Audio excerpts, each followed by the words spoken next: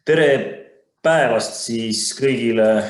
Alustame EHL-i teise välkkohtinguga ja tänase välkkohtingu teemaks on siis läbirääkimise kunst ja meie kohtingukaaslaseks on läbirääkimiste ekspert Georg Merilo, kes nüüd siis võtab teema otsa üle ja räägib ise, kes ta on ja siis teeme sellist tutvustuse siis sellesse ambitsioonikasse maailma. Ja, aitäh. Minulgi on hea pärast Reemo kena sissejuhatust öelda kõikidele virtuaalne tere tulemast siia võluakende kuningriiki mõnes mõttes. Loodan, et mind on näha ja kuulda, kuivõrd head kolleegid Haridustöötajate Liidus on pannud rõhu väga sümpaatselt ühelt poolt välgule, ehk siis peaks olema tabav ja teiselt poolt hästi laetud ehk pingeline, siis kui lubate, ma lähen suhteliselt kohe asja juurde, mis jätab omakorda võimaluse teile küsida juurde või esitada muid küsimusi, juhul kui fookus on liiga täpne või liiga praktiline. Ehk siis nagu ikka pedagoogidena parandage mind, kui ma eksin. Ja lähengi asja juurde, alustades esimese sellise olulise arvamusega või väitega teemal siis läbirääkimiste kunst. Ja väga hea on seda teha või väita, nähes, et siin on lisaks nõrgema soo esindajale ehk mulle, Reemole ja teistele on ka hulganisti daame, sest et esimene läbirääkimiste teemaline oluline mõte ongi järgmine. Nimelt, nagu on hiinlased sõnastanud, seisab pool taevast naiste õlgadel. Mida ma tahan öelda? Mitte mõistujuttu ajada, vaid et puudub igasugune teaduslik tõestus selle kohta, et naised oleksid halvemad ega ka paremad läbirääkijad kui mehed. Läbirääkimised, daamid ja härrad, on distsipliin, ta on aine, seda õpitakse, selle äraõppimiseks on võimalik tekitada eeldused, seda harjutatakse, seal on võimalik läbida gradatsioon sellist õpipoisist meistriks ja sugu ei oma mitte mingisugust tähtsust samal juba öeldud põhjusel. Läbirääkimised on distsipliin. Ja see, kui mõnel pool on jätkuvalt kombeks või jäänud kombeks saata läbirääkimistele pigem suur, tugev mees, kes on võimeline demonstreerima üleolekut erinevates siis varjundites kuni agressiivsuseni välja. See on puhas nõukaaja anakronism ja olles töötanud nüüd viimased 3 aastat erinevates Eesti gümnaasiumites noortega, siis järeltuleva põlve jaoks, ma usun, et te teate seda minust paremini, on igasugused agressiooni ilmingud on täiesti välistatud. Nad lahkuvad laua tagant või virtuaalruumist kohe, kui peaks olema midagi, mis on väljaspool mõnusat normaalsust, sellist tahetud atmosfääri kommunikatsioonis ja nii edasi. Kas te saate arvestada, et mikrofonid on kinni, saate anda korra peaga märku, kas ma olen normaalselt kuuldav ja järgitav siiamaani? Ahah, kõik noogutasid ülevalt alla, väga hea. Aitäh. Ehk siis see oli minu esimene mõte, et ka daamid, kui on läbirääkimistele minek, siis õlad taha, hingake sisse, istuge sirgelt ja oma mõistliku, heatahtliku suhtumisega olete te täpselt sama tõsiselt võetav kui mehed. Imelik, et seda aastal 2021 üldse ütlema enam peab. Nii et see nõukaaja taak mõnes mõttes kestab imelikel viisidel edasi. Nüüd järgmine mõte. Läbirääkimised on emakeeles erakordselt ebaõnnestunud sõna või termin. Ja samas ei ole väga lihtne ka midagi muud asemele pakkuda. Ka Kivirähk, eks ole, on öelnud, et ta on suhteliselt juhuslikult tulnud selliste uudsete sõnade peale nagu pintsaklipslane ja nii edasi. Ja samas ei soovinud ma teid, lugupeetud tänased kuulajad ja vaatajad, ei soovinud ka šokeerida, kui ma oleksin Reemo kaudu saatnud teile kutse, et mis kõik see läbirääkimised siis tähendab. Ehk siis ütleme niimoodi, et need järgnevad 51 minutit on sellest, mida me mõistame läbirääkimiste all, olgugi, et see termin on fantastiliselt ebaõnnestunud, nagu ma ütlesin. Ja et olla konstruktiivne, siis mis siis on õige või mida läbirääkimisteks nagu võiks üleüldse pidada? Mis on see, milles meie võiksime teineteist mõista, kui me ütleme läbirääkimised? Läbirääkimised, daamid ja härrad, ei ole mitte lihtsalt mõtlemise, struktureerimise üks vorm, vaid tegu on teise poole ootuste struktureerimisega. Igaks juhuks kordan, teise poole ootuste struktureerimine teeb sinust teist või meist hea läbirääkija või siis jälle ei tee. Ehk siis ei ole oluline, milline on sinu tiitel, pagunid, visiitkaardid, rahaline väärtus või selle tehingu väärtus. Inimene, üks homo sapiens liigi esindaja võib pidada ennast heaks läbirääkijaks siis ja ainult siis, kui ta suudab luua struktureerituse, milline vastab teise poole, vastavalt siis intelligentsile, kogemusele, valdkonnale, substantsile ja nii edasi, ootustele. Palun jälle korraks märku, kas ma olen igaks juhuks liinil ja järgitav. Aitäh. Ja tulles korra selle termini läbirääkimised juurde tagasi, siis iseenesest juba, ma usun, et siin on ka emakeele õpetajaid või inimesi, kes on emakeele õppimise ja õpetamisega kokku puutunud, juba see sõna kohmakus iseenesest, läbirääkimised on eksitav. See, et ta on liitsõna, see, et seal on, eks ole, pikk välde sees ja nii edasi, nii edasi. Ehk siis jääb mulje selle liitsõna tõttu justkui rõhk oleks sõnal rääkimised. Aastal 2020, Reemo ja sinu head kolleegid, on ikkagi oluline aru saada, et rõhk on sõnal mõtlemised. Ehk siis kõigepealt palun läbimõtlemised, mille tunnuseks on läbivaikimine. Ja seejärel hädavajaliku läbiütlemine ja seejärel taas läbivaikimine. Ehk siis metronoomi põhimõttel üks sinu mõte esitada teisele poolele ja sulgeda suu. Ka siis, kui te tunnete, et hakkab tulema midagi suust, suruge lihtsalt lõuapärad kokku, lihtsalt hoidke suu kinni. Peale teie öeldud sulgege suu, ka siis, kui ei õnnestunud kas grammatiliselt või peale lõunat tuli mingi karrikrooks tuli suust, ükskõik. Ka siis, kui ei õnnestunud ideaalselt lause. Peale esitamist kuulub see lause, eriti kui ta on küsimus, kuulub teisele poolele. Ja taoliselt metronoomi põhimõttel üks pool, teine reageerib, esimene täpsustab, kuidas reageeriti. Ja niimoodi ühe asja kaupa rääkida teemad läbi, mis toobki mind selle esimese sõnapoole juurde läbirääkimistest läbi. Aitan ise ennast praegu teisest keelest, ehk siis mitte inglise keeles läbi ei ole mitte over ehk möödas kui läbi, vaid läbi kui through. Ja mõte on lihtne, mida siis räägitakse läbi. Läbi, daamid ja härrad, ei saa rääkida asja ennast. Ei ole võimalik läbi rääkida palgatõusu teemal. On võimalik läbi rääkida asja omaduste üle.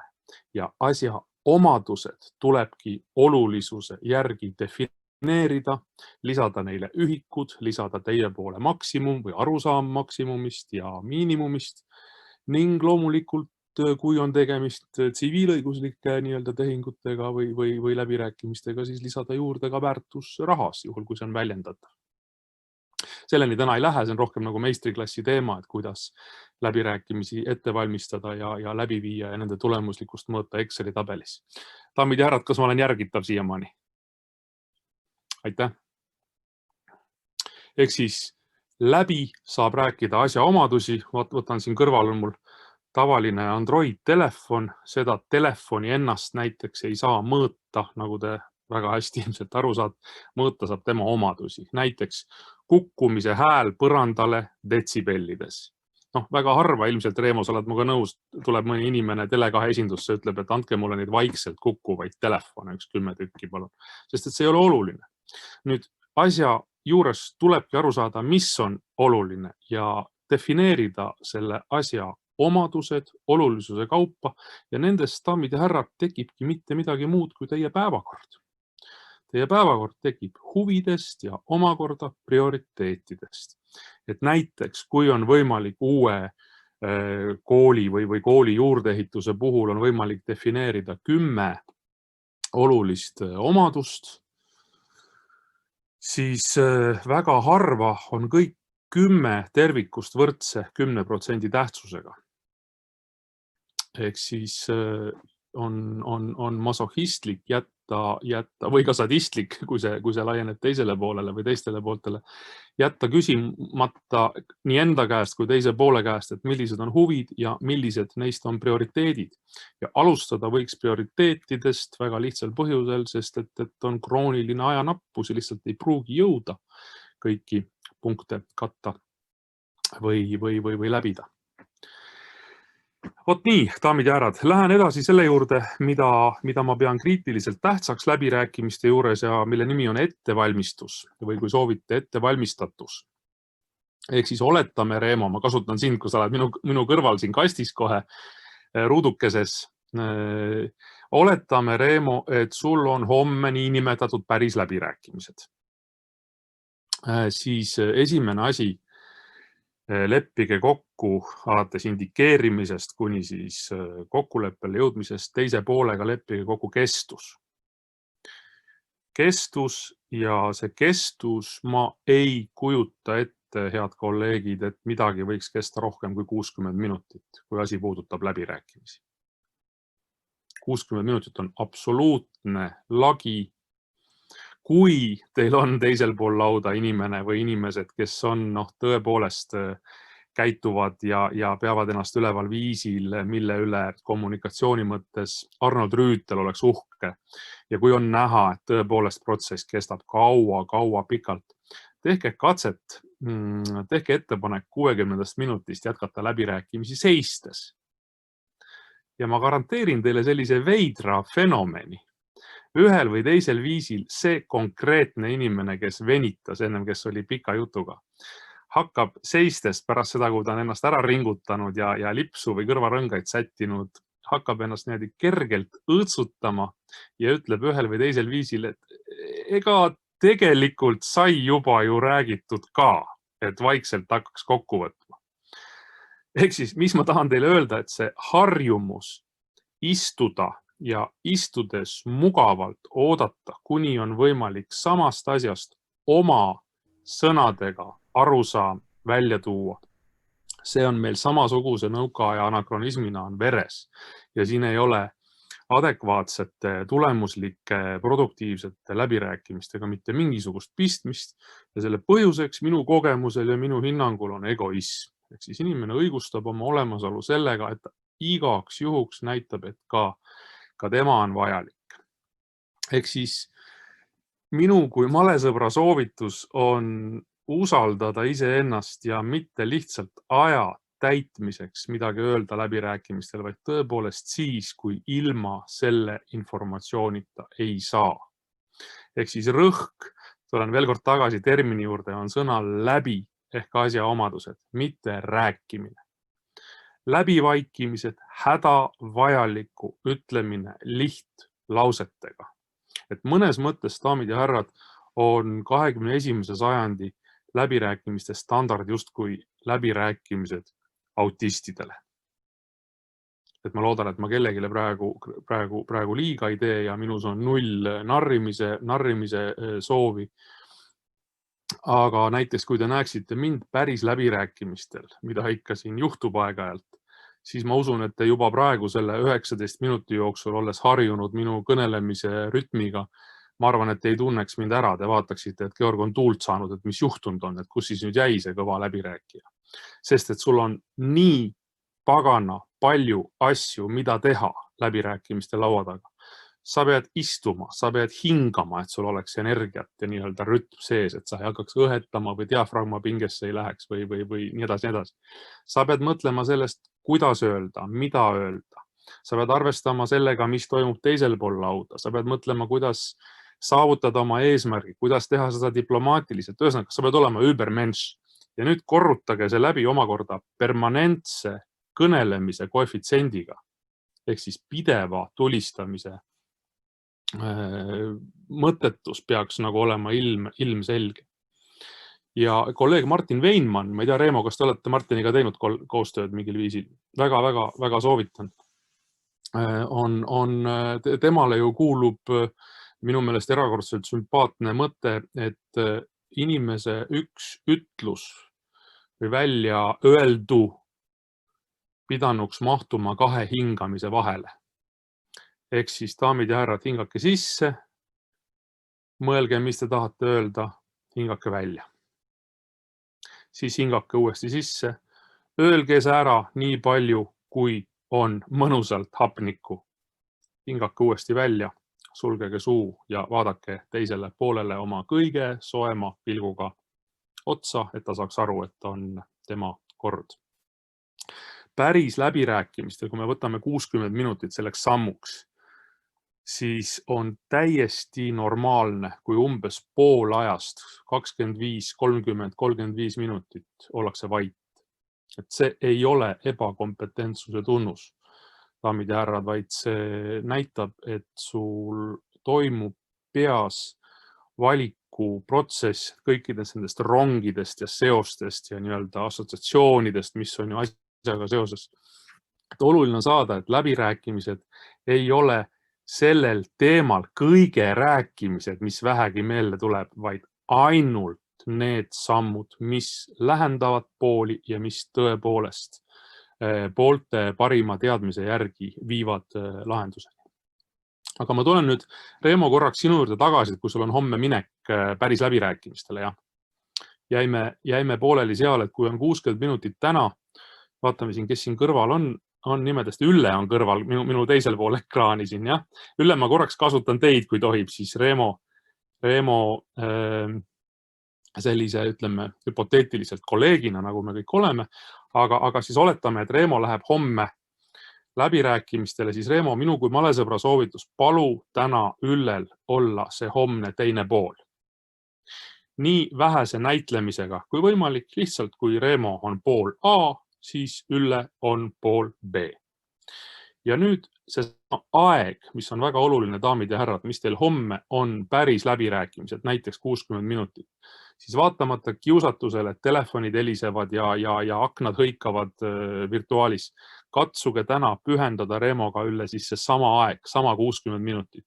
Ja põhjus on lihtne, et Reemo saaks aru, kui palju tal on ajaliselt ressurssi käes. See on esimene põhjus. Olen ma järgitav siiamaani? See on esimene põhjus. Teine põhjus on see, et kui te kahekesi justkui mängides nagu teine teisel pool lauda, et Reemo on üks pool ja Ülle on teine pool, siis tegelikult te olete ju kolleegid, usalduslikult te saate selle läbi mängida võimalikult vähe näideldes ja mis juhtub see, et 2 pead ongi 2 pead. Te leiate Reemo ettevalmistatusest ja argumentatsioonist palju kergemini vea üles kahekesi. See on teine põhjus, miks pärast on mõtet teha see niinimetatud läbimäng. Kolmandaks, kui nüüd homme Reemo on tõepoolest päris läbirääkimistel ja jõuab mingisse punkti, kus ta nüüd siis peab Üllega juba kui oma päris nii-öelda, päris kolleegiga peab nüüd siis konsulteerima, siis on printsipiaalne vahe, kas Reemo alustab. Ülle, saad rääkida praegu, jah? Nii. No nad tulid. Üks oli suhteliselt ärritunud, teine vastupidi, oli saanud sinna uude ühendametisse tööle, oli rõõmus. Oled Ülle kuuldel? Kuuled Ülle, ütleb Reemo. Ei, ma ütlen praegu nagu, mängin nagu läbi, et Reemo nagu räägib praegu sinuga, eks. Räägib Üllega, et nii, kuule, vot nii. Ja siis nad tulid, eks ole, istusid, alguses rääkisime sellest. Ehk siis juhtub see, mida te daamid ja härrad väga hästi teate. Asja kirjeldus võtab pikemalt aega kui juhtunu ise. Ehk siis Toomas Uba, juba kadunud Toomas Uba ütles, et ei ole võimalik 11 sekundiga kirjeldada meeste 100 meetri sprinti.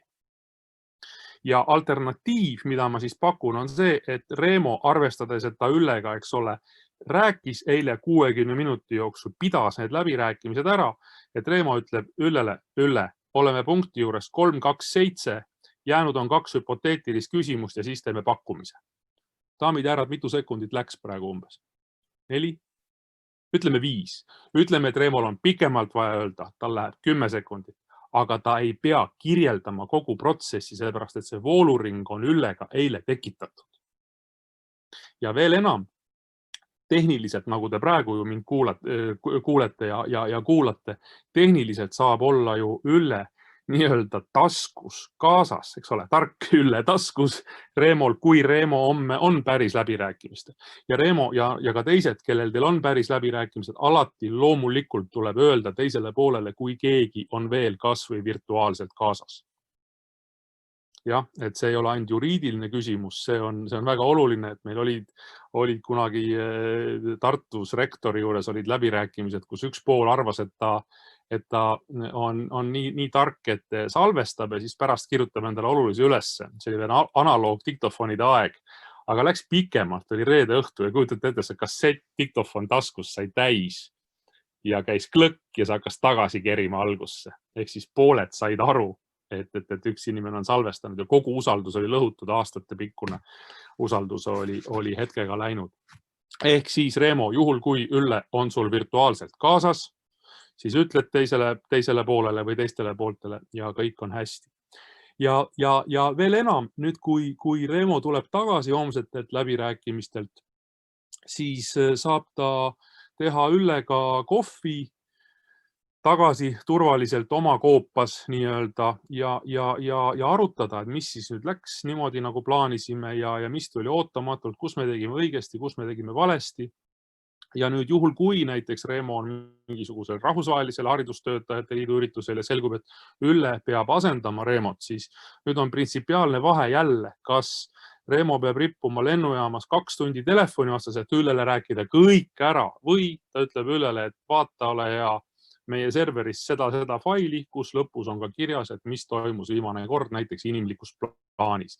Näiteks teisel pool lauda oli inimene, kes oli just saanud vanaisaks.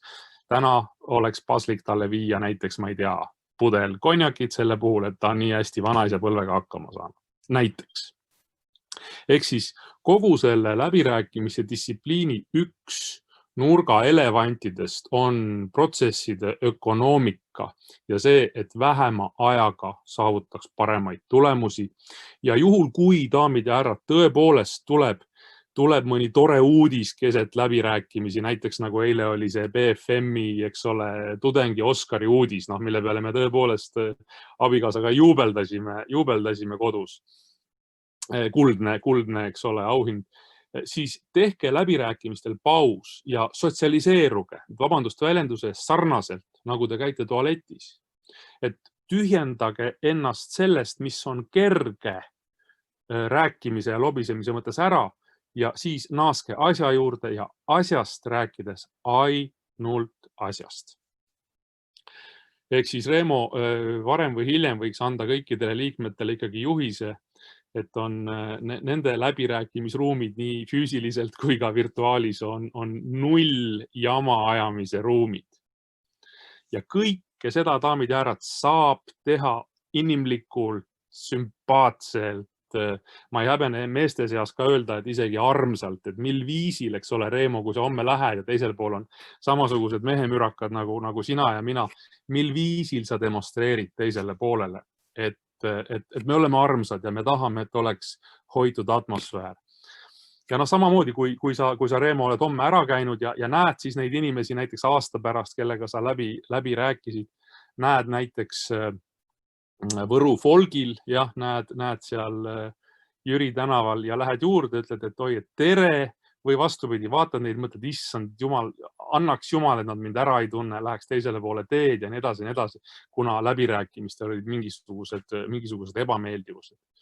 Ehk siis ma nii palju kui võimalik mitte lihtsalt ei õigusta, vaid nagu propageerin seda sama hoidmist, me vahel kutsume läbirääkimistel seda potitamiseks, jah. Ehk siis tuleb hoida teist poolt, sest ta on meie liigikaaslane suure tõenäosusega. Vähemalt Reemo ei hoiatanud, et täna on mõni küborg juba osalemas, et kõik on ikkagi homo sapiensid. Ehk siis, kuidas te annate mõista teisele poolele, et käimas on midagi enamat kui see läbirääkimine, et see vooluring teise poolega on teile tähtsam kui see konkreetne leping või tulemuseni jõudmine. Ja see viibki mind järgmise sellise alateemani, milleks on meie tekitamine. Eile maailma ühel suuremal investeerimis- ja startupide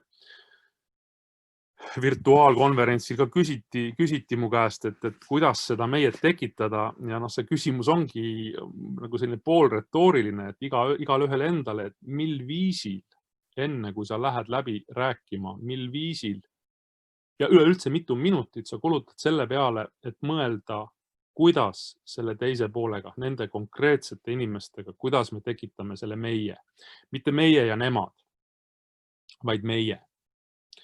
Ja selleks on reaalsed võtted, reaalsed vahendid.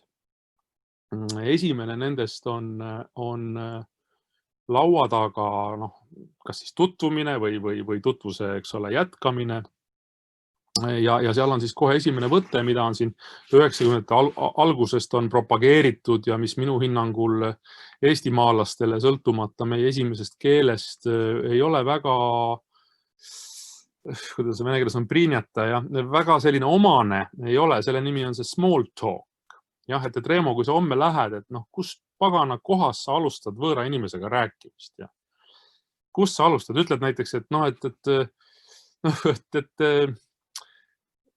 kas siis geid peavad jooksma Rootsi või mitte. Võib-olla selgub, et teisel pool lauda on inimene, kes on homofoob, eks ole, ütleb, et aitäh, Reemo, ja nägemist. Või vastupidi, on teisel pool on inimene, kes on joostes oma jala just murdnud, kes ütleb, et ta ei soovi spordist rääkida. Ühesõnaga, see on nii neetult riskantne, nii neetult ebaturvaline.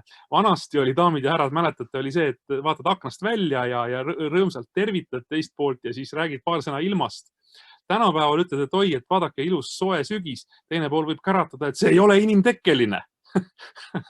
Ja nii edasi, ehk siis ka ilmast rääkimine ei ole enam turvaline nagu selline small talk. Ja professionaalse läbirääkijana ma ei ole small talki vastu, aga mille poolt ma siis olen. Ja neile teist, ma näen siin aknakestes, Ülle vähemalt siin on vahepeal kirjutanud, või mulle tundub, need, kes kirjutavad üles, on olemas selline võte small talki asemel. Aseainena nagu meelsuse kontroll.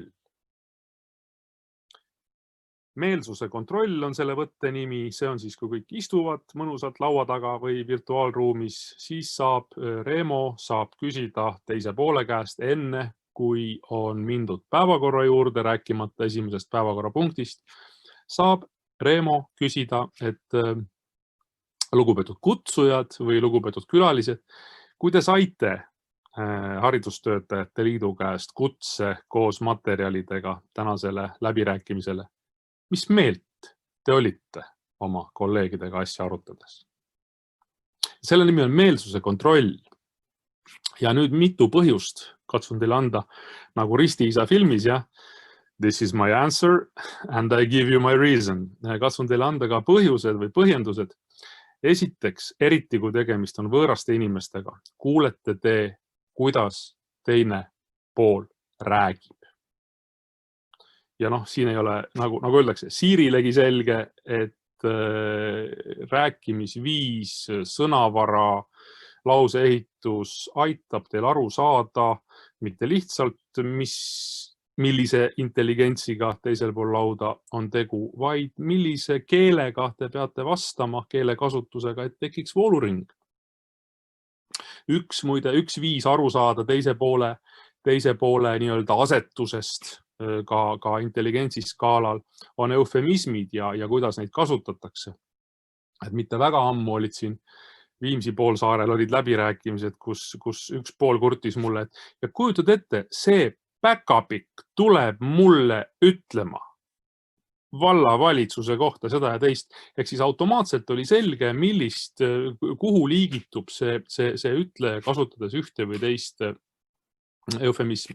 Ehk siis ka need eufemismid saavad tulla välja ainult jutu käigus ja see, mis ma ütlesin, et kui Reemo pöördub küsides, mis meelt teine pool oli, saades kutset ja materjale, siis olulisem kui see sisu, kui see substants, mis vastusest sisaldub, olulisem on see, et teine pool hakkab rääkima. Kui teil veab, siis teil õnnestub näha, kuidas ja kas neil on huumorimeelega, kas nad naeratavad, kuidas neid saada naeratama. Ja mis on kõige olulisem, eriti Reemo, kui sul on teisel pool lauda inimene, kellega sa sõna otseses mõttes oled vahetanud paar e-maili või kõnet. Kui sa alustad nullist, siis sa pead enne, kui avate esimese päevakorrapunkti, pead aru saama, milline on teise poole kõnelemise loomuliku pausi kestus.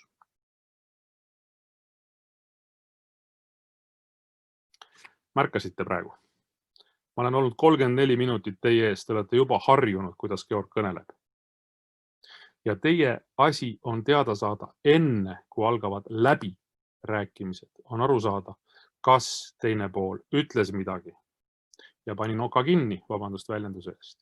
Või ta on minu õpilane, kes on läbimõtleja, läbivaikija, kes ütles ära, mõtleb, nüüd ütleb järgmise mõtte, hingab ja mõtleb kõik selleks, et olla nii täpne kui võimalik, nii ökonoomne kui vähegi võimalik. Ja nüüd hüpoteetiliselt, kui Reemo peale esimest teise poole lauset ütleb, oi aitäh, rõõm kuulda ja nii edasi, siis juhtub asi, mida läbirääkimisel kutsutakse orvustumiseks, ehk siis teine pool solvub ära ja ta mõtleb, no see on hüpoteetiliselt Reemo praegu, eks, et hüpoteetiliselt ta mõtleb, et täielikud matsid, et küsivad ja ei lase esimesele küsimusele juba vastata. Ehk siis on võimalik surmata läbirääkimised enne, kui nad õigupoolest üleüldse algasid. Et see on siis alguse kohta, läbirääkimiste alguse kohta. Teine kriitiline moment on loomulikult päevakord. Nagu ma ennem mainisin, kui mul on õigesti meeles, päevakord tekib teie huvidest ja prioriteetidest. Niipea, kui teil on teada, mis on see, millest te soovite rääkida, saatke see teisele poolele, et teine pool saaks kommenteerida, lisada midagi, kui vaja. Ja nüüd on üks oluline moment, daamid ja härrad, eriti kui laua peal on midagi kriitilist, näiteks diametraalselt erinevad arusaamad, näiteks mingisugune nõue, nagu mu poeg ütleb, pahandus ja mingi reklamatsioon, kus on võimalik Reemo sul üleüldse nagu miinusest nulli poole jõuda, juba on väga hästi, eks. Siis päevakorras kokkuleppele jõudmine, daamid ja härrad, on esimene märk selle kohta, et meie on reaalselt täna võimalik. Ja juhul, kui te jõuate 4. punktini päevakorras ja seal läheb raskeks, siis on alati võimalik teha selline Kutuzovlik, selline message to the soldiers moment öelda, et daamid ja härrad, enne kui me läksime esimese päevakorrapunktini, olime me juba üksmeelevõimelised, me ei jää ka siin seisma. Ehk siis vahel on vaja, Reemo, oled muga nõus, sellist jõustamist ja kui te saate iseenese vahetu ajalooga, mis on, eks ole, kõige rohkem 50 minutit tagasi sündinud, saate jõustada pooli, siis sellest vahel on abi. Ja see on ka põhjus, minu viimane väide on põhjus, miks pärast hoidke, kas siis virtuaalläbirääkimistel, hoidke ühes aknas kusagil, kus on näha või lihtsalt leitav pidevalt päevakorda või füüsilises ruumis siis kas ekraanile projitseerituna või kõige tavalisemad pabertahvlid nii suurelt markeriga kirjutatud kui võimalik, et teine pool teaks kogu protsessi ajal, kus kohas jutuga ollakse. Ja kui teil on möödas esimene päevakorrapunkt, tõmmake sinna taha roheline linnuke, see on tehtud. Ja veel enam, daamid ja härrad, juhul kui te olete võtnud kuulda soovitust pidada läbirääkimisi 60 minutit, siis soovitan päevakorra iga punkti lõpus, kui te lepite kokku päevakorda, leppida teise poolega kokku konsensuslikult ka selle kestus. Näiteks esimene punkt, kui kõige olulisem, 20 minutit. Teine punkt, 15, kolmas ja neljas, kokku 10. Ja lõpuks viimaseks ehk vaaria punktiks, siis vastavalt ülejäänud. Nüüd, kui esimese punkti puhul, mis ma ütlesin, 20 minutit, ja, on näha, Reemo, et sinu teine pool on 18 minutit järjest vadranud, vabandust väljenduse eest, hingamata vahepeal, siis sul on võimalik tõsta käsi, paluda sõna ja öelda teisele poolele, et lugupeetud härra või proua, meile tundub, et me ei jõua 20 minutiga esimest punkti katta. Kas me pikendame seda, kui siis mille arvelt ning tähelepanu, Reemo, mida teeb teine pool vastukaaluks, sest et loetud hetked tagasi lepiti ju kokku, et esimene punkt on 20 minutit. Taolisel viisil saate te jättes ära osundamise teisele poolele, et kuulge ajaraiskaja, saate te panna aja iseenda kasuks. Tööle olles selle käigus delikaatsed ja hoides seda sama tahetud atmosfääri. Ja vastupidi, kui läks see esimene punkt, läks 20 minuti asemel jumala abiga 16 minutiga, siis pange see +4 minutit, kirjutage rohelisega juurde ja teine pool näeb, et te hoiate kokku meie ainsat taastumatut ressurssi nimega aeg ja sellest tekib lugupidamine ja austus ja sublimaarselt ehk siis läbirääkimiste käigus ei pruugi inimene veel aru saada, mida Reemo teeb niimoodi, et see teisele poolele meeldib. Ent ühel hetkel, kui on valida, kas teha omakorda selline väike teene, nagu vanasti öeldi Reemole või mitte, siis inimene teeb, sest ta saab aru, et Reemo ei raiska tema aega. Ja ajast rääkides 2 olulist momenti veel. Juhul, kui on teil korra või mõned korrad aastas need kriitiliselt olulised läbirääkimised, siis see ettevalmistamise proportsioon on 8:1. Ehk siis juhul, kui, Reemo, sul on teada, et on detsembri teisel nädalal 60 minutit, siis põhimõtteliselt igal sinna jäänud nädalal peaksime me nüüd kokku 8 korral valmistama seda ette. Eks kuni sa lähed olukorda, mis on sulle tuttav, kus sa oled nagu kala vees, nii et sinu diafragma on muutumatu, nagu sa istuksid mõnusalt kusagil kamina ees ja räägiksid oma mineviku kangelastegudest. Et 8:1, et see võib tunduda nagu palju või ülepaisutatud, ent ettevalmistatus on kriitiliselt tähtis. Ja mis seal salata, ettevalmistatuse tõttu on võimalik vähendada läbirääkimisteks kuluvat aega kogu protsessis ettevalmistamisest, informeerimisest, hüpoteetilisest küsimustest, pakkumisest kuni kokkuvõtteni 5-7 korda. Ehk siis, Reemo, kujutanud ette, kui me oleme harjutanud, eks ole, oktoobri-novembri selleks, et sa saad minna ja maksimaalselt sooritada ja sul läheb 60 minuti asemel, utreerime, läheb 20, ehk siis sa hoidsid nagu 2/3 kokku. Kui sul vabaneb igast läbirääkimiste tunnist 2/3, kui see ei ole kõrgelt konverteeritav valuuta tänase päeva väärtuses, siis ma ei tea üldse, mis on. Kontroll küsimus, kontroll lask pähe kõikidel, olen ma ikka kuuldav ja järgitav siiamaani. Olen ma siiamaani, on need praktilised näpunäited teie meelest või peaksin ma muutma oma... Reemo, kuidas sinu poolt vaadates? Okei, võin jätkata niimoodi. Siin hiljaaegu oli üks konverents, kus leppisime kokku, et näidatakse, kui on 5 minutit lõpuni jäänud ja oli üks inglise härra, kellele näidati 5 ja see arvas, et näidatakse hinnet. Noogutas rõõmsalt ja jätkas veel 15 minutit. Nii et igasuguste märkidega tuleb olla maru ettevaatlik. Nüüd mõned terminid teile, mis on olulised ja samas ka mõned anakronismid, mille vältimine on samuti juba kõva sõna. Valesti tegemise ärajätmine on juba kõva sõna.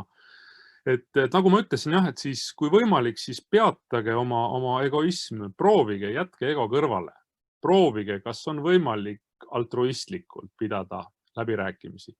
Kas tekib altruismist selline viiruslik tsoon, ja kas teil on võimalik, lihtsalt iseendale saate pärast öelda või siis nagu Reemo ja Ülle näite puhul, et kui Reemo tuleb tagasi läbirääkimistel, et kas ta saab nagu peegeldada Üllele öelda, et tõepoolest ma olin täna altruistlik ja oli võimalus nad sinna kohta saata, aga ma ei saatnud ja hoidsin keelt hammaste taga ja nii edasi ja nii edasi ja nii edasi.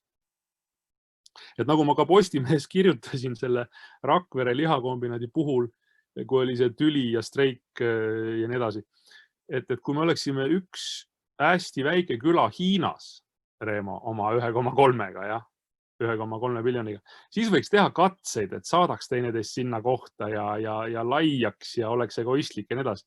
Aga meil lihtsalt ei ole varianti. Ja hariduses, pidades ennast täieõiguslikuks teie kolleegiks küll vabakutselisena, aga siiski hariduses meil ei ole varianti, me peame nende samade inimestega suutma tekitada vooluringi. Meil lihtsalt ei ole teist võimalust. Ja selle tõttu on ikkagi intelligentne läbirääkimine ja see meie tekitamine minu hinnangul pikas plaanis on ainuke tee.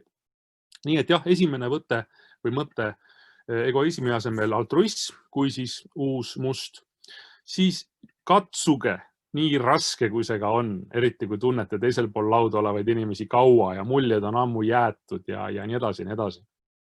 Katsuge negatiivseid hinnanguid mitte anda. Katsuge vältida hinnanguid. Näiteks, kui Reemo küsib potentsiaalselt või hüpoteetiliselt teise poole käest pikemaid soodustuste kehtivusi või pikemaid maksetähtaegu näiteks. Näiteks seal 30 päeva asemel 45 päeva. Et millist kasu tooks, kui nüüd teine pool ütleb Reemole, et oota, kuidas palun? Et Reemo, et haridustöötajate liit on ju tuntud hiline ja maksetega, et te niigi naudite üle 30 päevast makseaega praegu, et mida te endale lubate, härra Valter? Et kuidas, Reemo, isegi kui see faktuaalselt peaks osutuma tõeks, nii-öelda tõde, fakt ja reaalsus, kuidas see lähendab sind teise poolega? Mitte kuidagi. Enne veel, kui sa jõuad nii-öelda raspiraitada, kui sa oled aru saanud, mida sulle täpselt nagu taheti öelda, enne seda oled sa kõige tavalisema hea lasteaia poisina oled saanud juba sugeda ja kui sul on valida, siis sa ei taha saada karistada. Nii et taoliste hinnangute andmisest on võimalik reaalselt loobuda. Siis, kui keegi tuleb, soovib teie käest midagi, näiteks siis konkreetseks koolis, kooli juhtkonnalt, ministeeriumis, ametis, koolipidaja poolt, mis on topakas sõna, vabandust, siis kui see on mõistlik, kui see on loomulikult seaduslik, kõik muud väärtuskategooriad, siis jõustage teist poolt. Andke märku, et te olete huvitatud, et teine pool saavutaks oma eesmärgi. Lihtsalt millistel tingimustel ja kuidas teile konkreetselt sobivad need tingimused. Et see on väga oluline anda teisele poolele mõista, et ta soovib. Näiteks Äripäeva siin just enne tänast seda videokõnet siin suhtlesime Äripäevaga. Seal on pidevalt nende personalijuhtide konverentsidel on põhiteema on see, et kuidas siis vältida neid palga juurde küsimisi ja kuidas neid läbirääkimisi pidada ja nii edasi. Ehk siis neil puudub see koht mõtlemises, mis paneks neid naelutama personalijuhi ukse peale plakatit. Mäletate neid agitplakateid, Roodina Matt ja nii edasi, et plakat, kus on kirjas, et kas sa sellel nädalal juba oled palka juurde küsinud. Ehk siis see peaks olema vastupidi. Küsimus on lihtsalt, mis tingimustel on realistlik palka juurde maksta. Ja kui neid tingimusi ei ole, siis ei ole mõtet ka küsida. See on jah, nii nimetatud, kuidas saab mõtlemine või homse poolt mõtlemine. Ja mäletate, nagu ma nimetasin teile ennem seoses selle meelsuse kontrolliga versus small talk, siis ma ei ole small talki vastu. Ma olen meelsuse kontrolli poolt. Ja samamoodi, kui te lähete oma läbirääkimistele ja defineerite, nagu ma siin ennem Reemo ja Ülle lahkel näitel tõin, defineerite oma lähteülesannet ja oma positsioone ja strateegiat ja eesmärke ja nii edasi, siis mis on see, mille poolt te olete? mäletate, eelmine aasta peale valimisi oli pressis iga teisel hommikul või igal juhul igal nädal olid jälle pildid selles, kuidas keegi on Toompeal, seisab plakatitega millegi vastu, küll mõne erakonna vastu, siis oli Rail Balticu vastu ja nii edasi. Ei ole mõtet ühtegi sekundit raisata selle peale, et olla millegi vastu. Defineerige see, mille poolt te olete, millised on teie argumendid, millega teisel poolel on võimalik samastuda. Ja nüüd siis lubatud aegunud terminid ja tabusõnad, kell on 49. Et siis jõuame kohe ka oskussõnavarani, nagu ma oma videokutses mäletatavasti lubasin. Kas see videokutse, Reemo, läks ka osalejatele, jah? Okei. Tänasest alates, Reemol palun anda välja ka vastav käskiri, tänasest alates teie läbirääkimistel, daamid ja härrad, ei ole vastaspoolt. Vastandamine eemaldab, tekitab nähtamatuid barjääre ja see ei ole ainult semantiline küsimus. Ta on teisel pool lauda hea tuttav, potentsiaalne koostööpartner, kauane koostööpartner, vanad sõbrad ja nii edasi. Igal juhul, kui te ei ole tõepoolest kohtuosakond, kus on kehtiva seaduse järgi tegemist vastastega ja vastaspoolega, siis sõna vastane ja vastandamine palun mitte kasutada. Samal põhjusel järgmiseks soovitan sõna aga ära jätta teie igapäevases läbirääkimiste leksikas.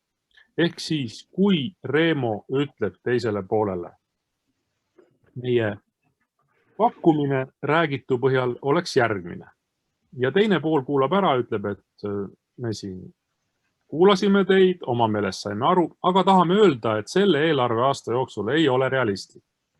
Versus, aitäh, Reemo, kuulasime teie ettepaneku ära, tundub, et saime aru ja tahame lisada, et selle eelarve aasta jooksul ei paista realistlik. Siis jälle sublimaarselt, enne kui Reemo jõuab millestki aru hakata analüüsima, on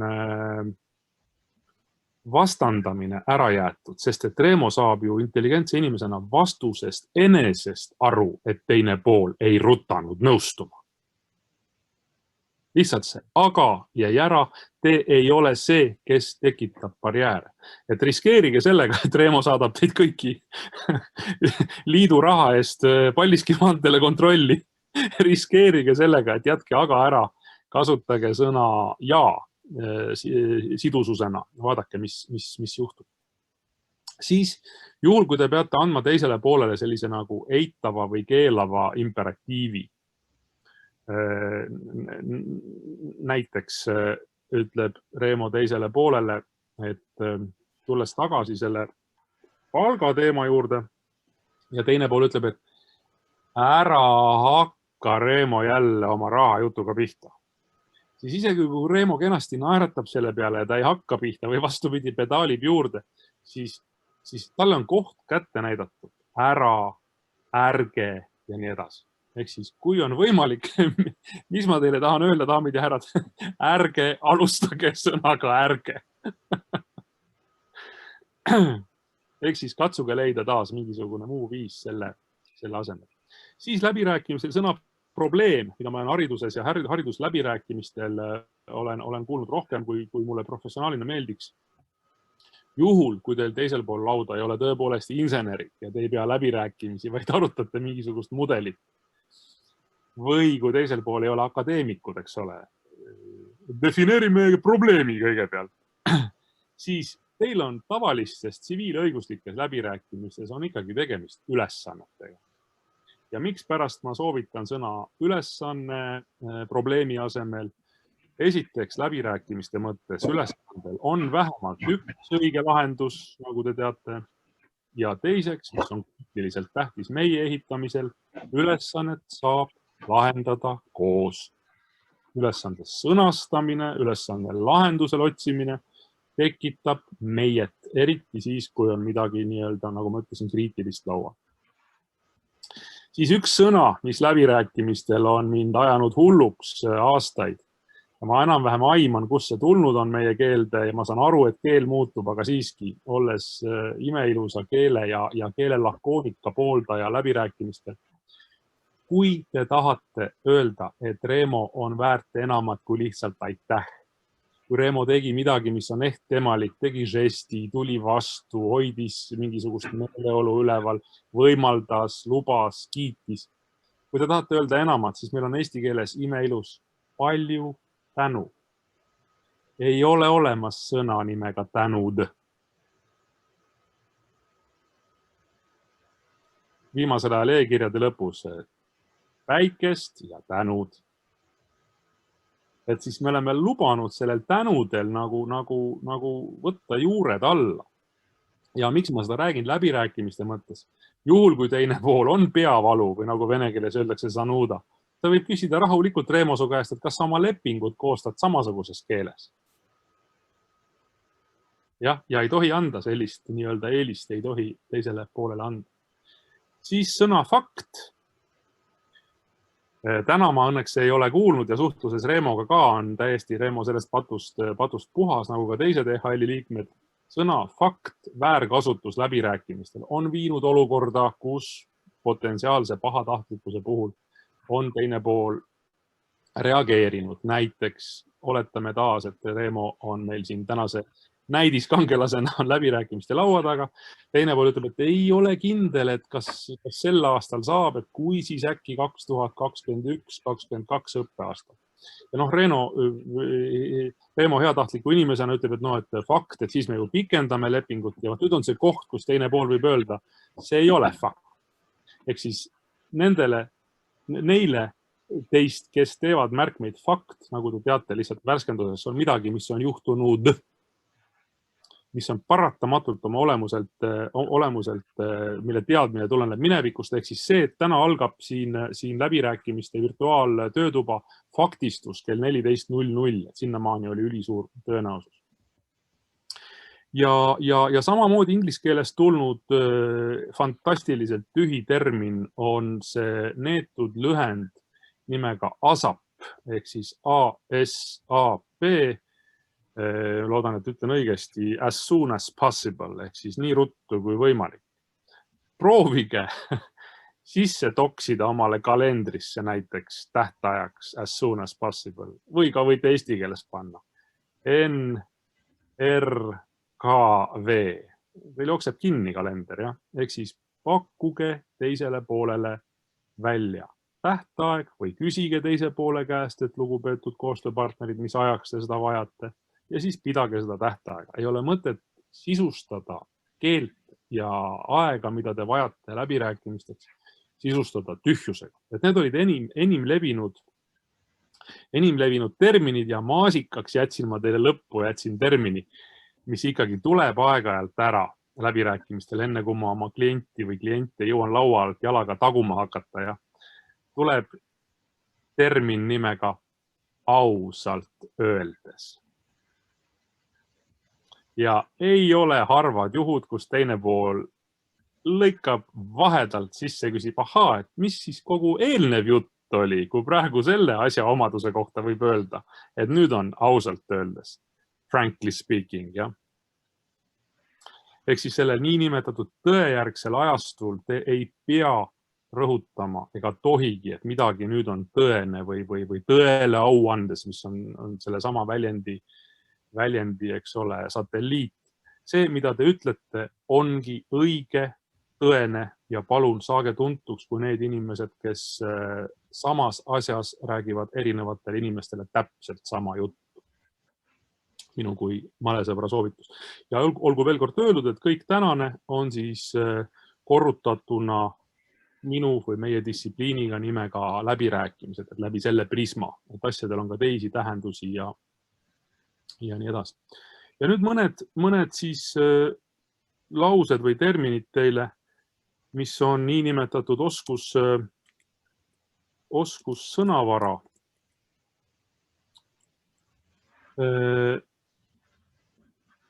On adekvaatne näidata teisele poolele, et te ei ela roosade prillidega ja üks viis on küsida informeerimise käigus teise poole käest, kas kuskil võib esile tulla takistusi.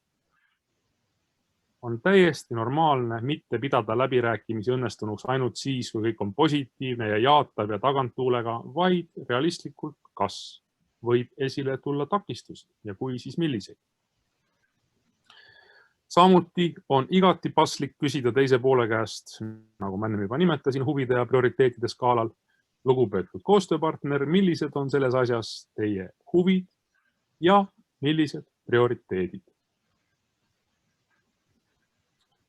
Ja veel mõned valmis küsimused.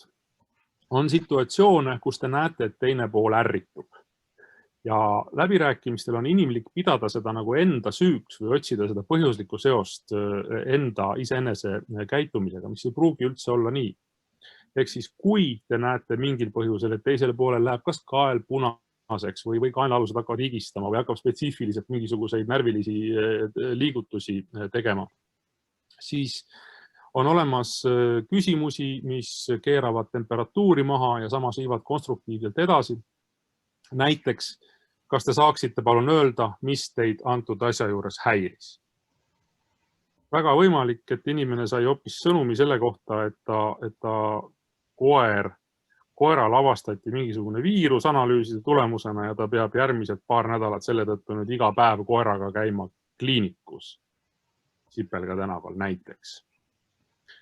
Ehk siis on olemas, daamid ja härrad, küsimusi, millega on võimalik konstruktiivselt edasi minna. Näiteks, kui ütleb Reemo sul teisel pool lauda, ütleb inimene, et ei aitab, sellest nüüd aitab tänaseks. Siis on täiesti normaalne küsida, kas te saate palun öelda, miks see teema teile ebaoluline tundub või miks te ei soovi seda teemat enam arutada. Või vastupidi, ütleb Reemo sulle teisel pool lauda oluline kolleeg või koostööpartner, ütleb, et oot, ei lähe edasi, stop. Räägime veel kord sellest. Kui sinu meelest on kõik see juba kaetud, siis sa saad rahulikult küsida, miks see teema teile sedavõrd tähtis on. Ja kogu selle asja võlu, daamid ja härrad, lõpetuseks minu poolt on, et kui te olete algusest peale, alates esimesest kutsest, kõnest, kontaktist, olnud need inimlikkuse näidised, olete olnud need, kes on armsakesed, kes peavad seda kommunikatsiooni liigikaaslasega olulisemaks kui see asi ise, siis see tasub ühel hetkel ära. Ja see hetk ei pruugi tulla kiiresti, ent see tasub ära. Ent mis põhiline, taolise sellise fatalistliku headusega, te ei ole ise olnud värdjad, te ei ole ise tahtnud ega pingestanud teise poole jaoks mitte midagi halvasti. Minu poolt vaadates on see erakordselt suur väärtus ja võib-olla ma olen olnud lihtsalt õnnelik kõik need 6 gümnaasiumi, tänaseks juba ka 7, kellega mul on olnud au koostööd teha. Võin ma öelda, et järgmine põlvkond ehk siis need 16, 17, 18 noored jagavad väga suures osas neid väärtusi. Väga vabandan, läks 2 minutit üle. Reemo, kergemat karistust.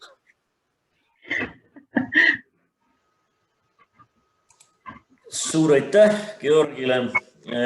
Kas on kohe kellelgi mingit küsimust chatis, ma ei näe, aga praegu on võimalik siis ka suusõnaliselt veel küsida, et võtke vasakust alt nurgast see mute siis ära, unmute'ige ennast ja siis te saate küsida. Et minul kohe isegi praegu ei turgata, et eks see vajabki ilmselt sellist natuke läbimõtlemist ja struktureerimist, et kuidas seda kõike ka ettevalmistusfaasis enda jaoks läbi mõelda neid asju ja mingeid sõnumeid tõesti ka läbi mängida, nagu sa ütlesid, et need ka loomulikuna tuleks, mitte pingutatuna ja sellise kunstlikuna, et see on kindlasti üks asi, mida ma näen, et on vaja nagu sa ütlesid, läbi mängida oma vahel, et see asi nagu kulgekski sujuvalt. Jah. Aga äkki veel kellelgi on mingi kommentaari küsimusi, kallid kolleegid, meid on siin peale minu ja Georgi veel 34 inimest, ma näen. On teil olnud mingisuguseid päris raskeid situatsioone näiteks kõige paremas mõttes nagu provotseerin. Siin keskel üks härra, ma näen, on käsi püsti. Ja, palun. Vabandust, ma nägin alasti. Ma ei ole härra, aga käsi oli mul püsti küll ja ma soovisin täpsustada seda, et mul jäi natuke arusaamatuks oma tingimustele kindlaks jäämine. Konspekteerisin. Kui keegi soovib midagi, andke märku, et olete huvitatud tema soovist, aga ärge unustage, millised on teie tingimused. Just. Just nimelt see, ja ma olen õigesti aru saanud, aga just nimelt see punkt, et tähendab, oletagem nüüd, et olukord on reaalne. Mulle esitatakse üks väide. Ma saan aru, et teine pool soovib seda või teist. Ja nüüd on mul need oma tingimused. Kuidas ma pehmelt tulen tagasi selle juurde, et aga need on minu tingimused. Kuidas ma selles punktis suudan hoiduda teravusest, vastandumisest, provokatiivsusest, millest iganes? No selle sama heatahtlikkusega, nagu te praegu esitasite selle küsimuse, nii palju, kui ma siit väiksest ruudukesest näen, esiteks. Teiseks jättes ära aga, mis ma kuulsin teie küsimuses. Ja kolmandaks, kogu läbirääkimine lihtsustatult ideaalmaailmas võiks välja näha selliselt, et teie käest küsitakse, siin on meie ettepanek, mis tingimustel te olete sellega nõus ja teie vastate, et aitäh, me oleme nõus meie tingimustel. Paraku ideaalmaailma ei eksisteeri, ehk siis mida ma propageerin, on see, et peaaegu alati saab olla nõus teie tingimustel. Ja juhul, kui pooled on viinud asja mitte teemani, ehk siis millega seoses võivad olla emotsioonid, vaid teema omadusteni, siis need omadused ühikuteks võttes, lisades sinna maksimumid ja miinimumid, tekitab olukorda, kus on võimalik neid omadusi vahetada. Ehk siis, mida peab tegema teine pool selleks, et teie oleksite nõus mõne oma tingimuse ära muutma ja vastupidi. Selge. Aitäh. Millegi eest, võtke heaks. Võtan. Veel kolleegid küsimusi? Tahan küsida, mis on sel juhul, kui teine osapool ütleb, et mina teen ettepaneku, võiks teha nii, aga teine osapool ütleb, et nii ei saa ja ma teen nii, nagu mina ütlen. Et minu soov ei ole üldse arvestatav. Teine osapool teeb nii, nagu tema ütleb. Nojah, siin on, kui nii-öelda diagnoosi panna olukorrale, siis üks on domineeriv osapool, kes ei kohku tagasi demonstreerimast, eks. Siis on olemas näiteks üks selline kvaliteetne küsimus läbirääkimistel, et kas te saate palun öelda, et milleks meid läbirääkimistel vaja on? Ehk siis kas te saate kenasti selgitada, milleks te meid vajate, kui see on niikuinii nii? Jah, arusaadav. Ehk siis kas see tuleneb mõistlikkusest, see, mida teine pool ütleb, või see tuleneb mingisugusest subordinatsioonist?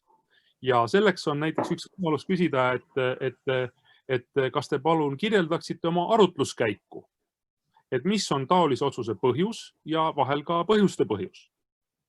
Et see on väga tihti on aidanud edasi jõuküsimusena see, et kas te kirjeldaksite palun arutluskäiku. Aga seda on võimalik hiljem küsida viisil, kui te ise olete andnud endast kõik sõna otseses mõttes põlvikud jalas keerdus, et tekitada seda inimlikku momenti teisega. Ja ma olen märganud, et see lõpuks ikkagi see nakatab, ehk siis eriti hiljem, kui te näitate teisele poolele, et teie metoodika ja viis on mõistlik ja viib lahenduseni. Ma püüan aru saada ju. Just nimelt, väga täpselt ütlesite, selle sama arusaamisega desarmeerite teise tegelikult ära. Ja juhul, kui see jätkub ja juhul, kui see väljub nii-öelda sellest, mis on teie meelest normaalne, ehk siis kui see läheb ebanormaalseks, siis on tegelikult küsimus selles, et mitme mitme minutiga või isegi sekundiga te toote või teete selle avalikuks, juhul kui tegemist on eriti nii-öelda ametnikuga või avaliku sektori esindamisega. Ehk siis personaalsed negatiivse märgiga kvaliteedid ei tohiks mõjutada aastal 2020 meie ülitähtsat valdkonda nimega haridus, olgu see formaalne või mitteformaalne. Näide oli muidugi minevikust ja mitte kaugest, aga jah. Kuidas te lahendasite Hille selle situatsiooni? Lahendasimegi nii, et see, kes ütles, nii oli. Ikkagi see nõrgem pool alluv jäi maha või ülemus võitis. Muide, minu suureks üllatuseks, olles viimased 19 aastat vabakutseline olnud, sõna alluv ka enam ei kasutata. Ja, ma saan aru, aga ma ei oska ennast teistmoodi väljendada hetkel. Alluv ja teine asi on just Reemole tahtsin enne öelda, kui me alustasime suts hiljem, et enam ei pidavat olema ka akadeemilist veerandit, vaid on akadeemilised 5 minutit. Jah. Ka ajamärk, eks? Jah, ei, väga tore. Aitäh Hille küsimuse eest. Jah.